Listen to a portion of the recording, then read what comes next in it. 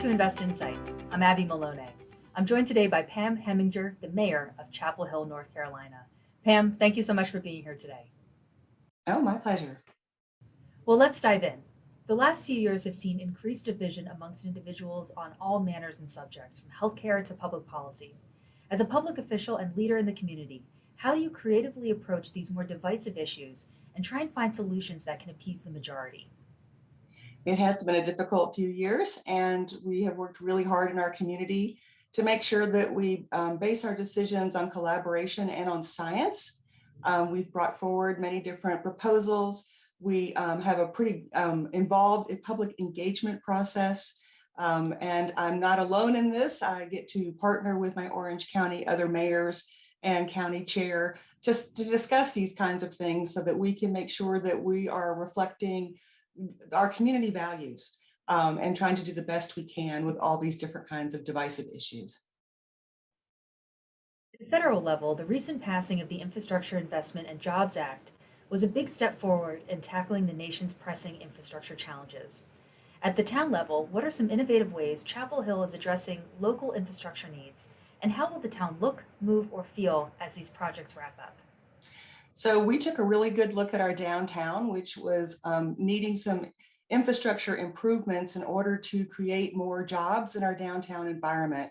We are a university town, and our university shares our downtown area. In order to do that, we needed to combine many different small parking lot parcels into one big parking garage so that we could free up those other smaller parcels to become office spaces so we could get those workers downtown. Meanwhile, our pedestrians during the pandemic and bicyclists wanted to be outside. Our businesses were struggling.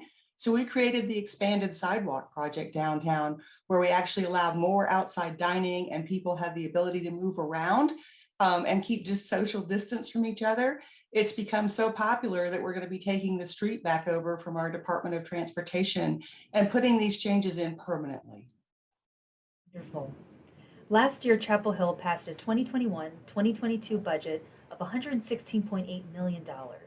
What are some of the creative and innovative ways the town is using these funds to both improve and resolve lingering challenges? So two of our top priorities have been affordable housing and climate action. We partner with many different community groups on our affordable housing component.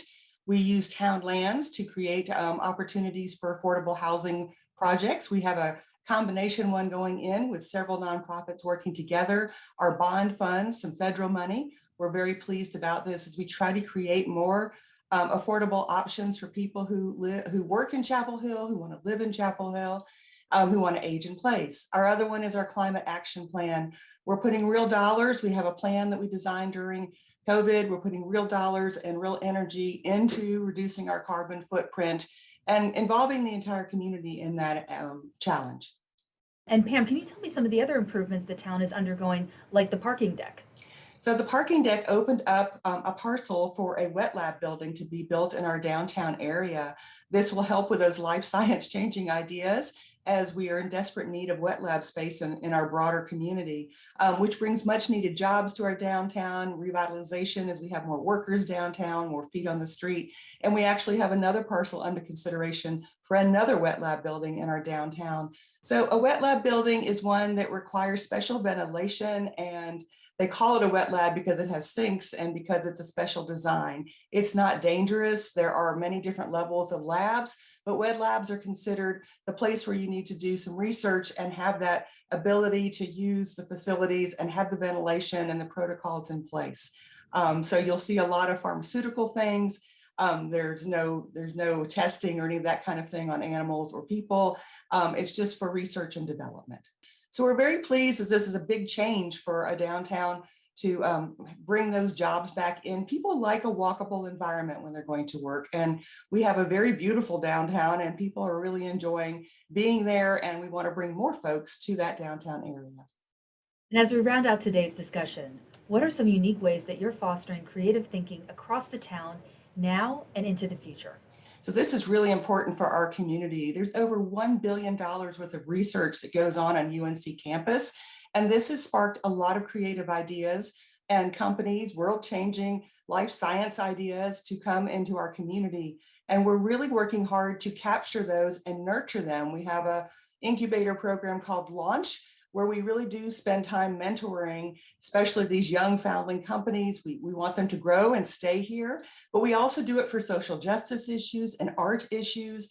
And we love that creative aspect. In Chapel Hill, we have an expression of just do you. And that really has opened up people's ideas into being welcoming to new creative thoughts that will bring our world to a better place for the future.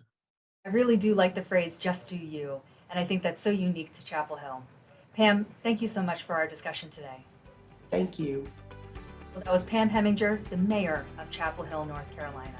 If you enjoyed this video, don't forget to like and subscribe to our channel to hear more CEOs and thought leaders share their opinions and advice on today's business climate. Until next time, I'm Abby Malone, and this has been Invest Insights. Thanks for tuning in.